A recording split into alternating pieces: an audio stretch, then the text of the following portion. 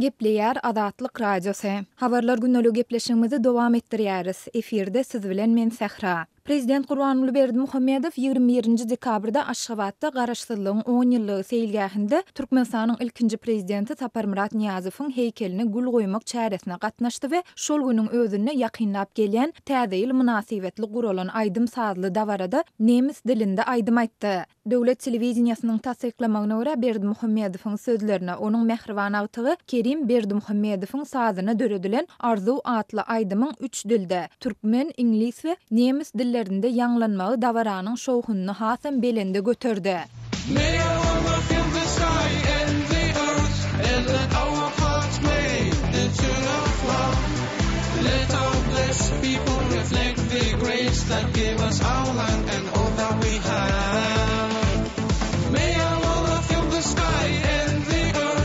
Mundan öň Berdimuhammedow iki dilde, türkmen we rus dillerinde aýdan aýdymlar bilen tanalýardy. Ýene bir täzelik prezidentiň agtygy Kerim Ulynyň ady indi Kerim diýip tutulýar. Yerli synçylar Niýazowyň bu gezekki hatyralanmasynyň Berdimuhammedowlaryň syýasy we sunmat işleriniň nowatdaky taryplanmasynyň fonunda diňe bellik üçin geçirilen çäre meňdendigine, ozollar Baky Beyik, Şahir diýilip atlandyrylan ilkinji prezidentiň adynyň daşyndaky sypatlandyrmalaryň diňe bir gezek agzalandygyna, onuň telewizionýa habarynda türkmen halkynyň ajaýyp ogly diýilip atlandyrlandygyny belleýärler. Döwlet telewizionýasynda garaşsyzlygyň berkarar edilmegine, öz başlyklygyň putolandyrylmagyna, ýurduň bitaraplyk derejesiniň ikrar edilmegine uly goşun diýilip häsiýetlendirilen Niýazowyň bu hyzmatlary Türkmen Döwlet Habarlar Gullugynyň Türkmenistan Altyn Asyr saýtynda çap eden habarynda näme üçindir agdalmandyr. Saparmurat Niýazow barada aýdylan öwgüli sözleri derek garaşsyzlygyň ilkinji ýyllarynda başlanan ýol häzirki döwürde möçberi oýunça ägirt uly wezipeleri çözmäge gönükdirilendir diýmek bilen Türkmen Döwlet Habarlar Gullugy bu meseleleriň Gurbanuly Berdimuhammedowyň öňde durmagynda üstünlikli çözülýändigini belleýär. Türkmenistan'dan Azatlyk Radiosunyň azathabar.com web saýtyna Sayfon 3 proxy ulgama arkaly howpsuz ýagdaýda girip bilersiňiz. Sayfon 3 dowamly özgörýär. Şonuň üçin ony her 2 hepdeden täzelep durmagy unutmaň. Gepleýär Azatlyk Radiosu. Eferde maksat Ataýew bilen habarlar gündeligi. Aşgabatyň döwlet dükanlaryna çilim satuwdan aýryldy. Hususy dükanlarda onuň iň pesýilisiniň gutusy 70 manada durýar. Aşgabatyň döwlet dükanlaryna temäki önümleri satuwdan aýryldy. Olaryň hususy dükanlardaky bahasy gitdigiçe ýokarlanýar.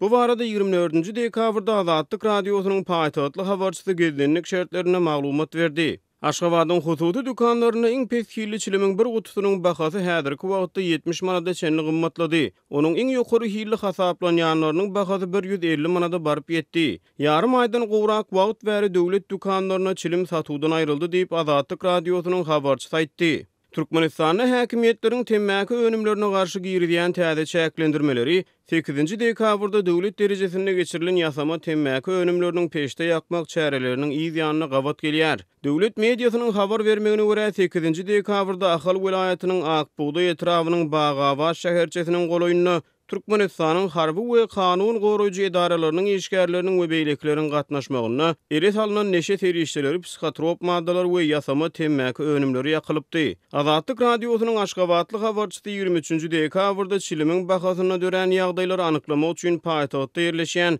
Azyrdan 10 dükany aýlandy. Onuň maglumatlaryna görä çilim paýtagtyň merkezine goly ýerleşýän hususy dükanlarda ýaşryn merkezden daşdy bolsa açaçan satylýar. Hususy ýeçilikdäki dükanlarda çilim sewdasy barha güllä besýär. Olar juda bir gizlin hem satjak bolup duranoklar. Tas açaçan niýen ýaly satýarlar. Käbir dükanlar umumyň açaçan satýarlar diýip habar çaýtdy.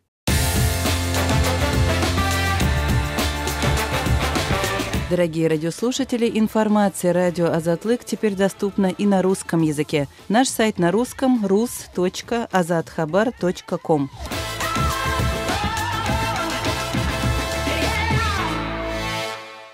Gepleýär Azatlyk Radiosy. Siz habarlar gündeligimizi dinleýärsiňiz. Gepleşigi men Gözel Hudaýberdi we dowam etdirýärin.